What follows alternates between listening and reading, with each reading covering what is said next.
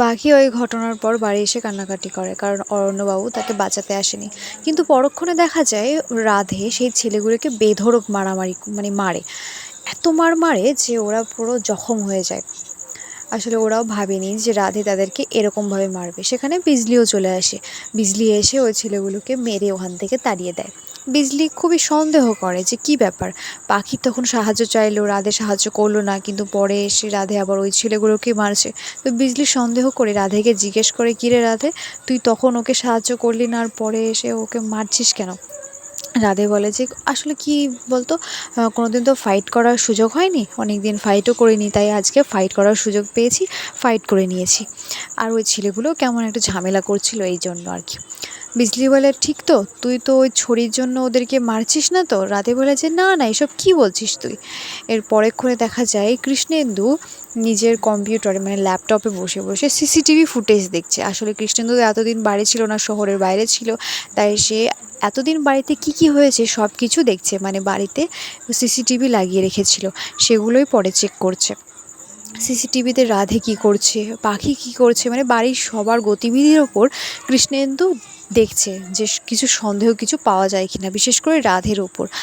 তো দেখা যায় সেরকম সন্দেহজনক কিছুই কৃষ্ণেন্দুর চোখে পড়ে না। তাই কৃষ্ণেন্দু সুরেলি বাইকে ফোন করে বলে, সুরেলি বাই, সব কিছু ঠিক আছে, তোমরা তোমাদের টাকা ঠিক মতো পেয়েই যাবে।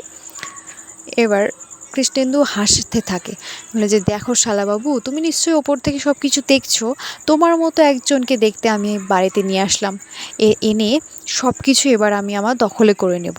তোমার রাজত্ব, তোমার রাজকন্যা সব কিছু আমার দখলে হয়ে যাবে।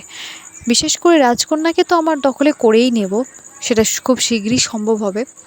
আর রাজত্ব আমার হাতে চলেই এসেছে, তাই তুমি বেশি চিন্তা করো না।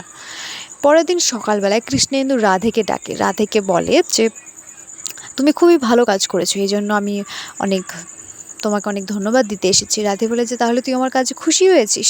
আচ্ছা একটা কথা বল, তুই তো আমাকে প্রথমে এনেছিলি ওই মেয়েটার স্বামী হিসাবে, তাহলে পরে কেন বললি যে ওর মনে ঘৃণা জন্ম দিতে হবে?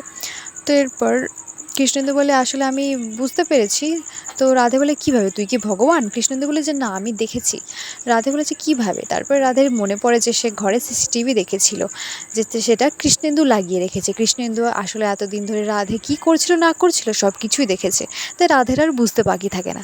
রাধে বলে যে আসলে তুই ভয় পাচ্ছিলিস তাই না, বল, যে ওই মেয়েটা তোর ওই যে পাঞ্ছি, ও যদি আমার প্রেমে পড়ে যেত তাহলে কি হতো, তুই তো ওকে পেতিস না, ওকে পাওয়ার জন্য তো তুই এত কিছু করছিস। কৃষ্ণেন্দু বলেছে হ্যাঁ, সব কিছু তো ওকে পাওয়ার জন্যই, আশা করি ও আমার হয়েও যাবে, ওর মনে ভালোবাসা জন্ম দেওয়ার জন্য এত কিছু করা। এদিকে বিজলি এসে রাগটাগ করে বায়েসার সাথে কথা না বলে চুপচাপ বসে পড়ে। বায়েসা বলে যে কী ব্যাপার, মুখ সবসময় হাঁড়ি কেন, কী হয়েছে? বিজলি বলে যে আর বলো না বায়েসা, আমার জন্মদিন সব কিছু ঠিকঠাক চলছিল, কিন্তু কোথা থেকে ওই পাঞ্ছি এসে সব কিছু বানচাল করে দিল, কোথা থেকে উড়ে এসে জুড়ে বসলো। তো বায়েসা বলে যে আরে এসেছে তো পার্টিতে, তো কী হয়েছে? বিজলি বলে যে না, শাড়ি পরে আসেনি, ও একেবারে সেজে গুজে হিরোইন হয়ে রাধের সামনে চলে এসেছে। রাধে যদি ওকে দেখে গলে যায় তখন কি হবে?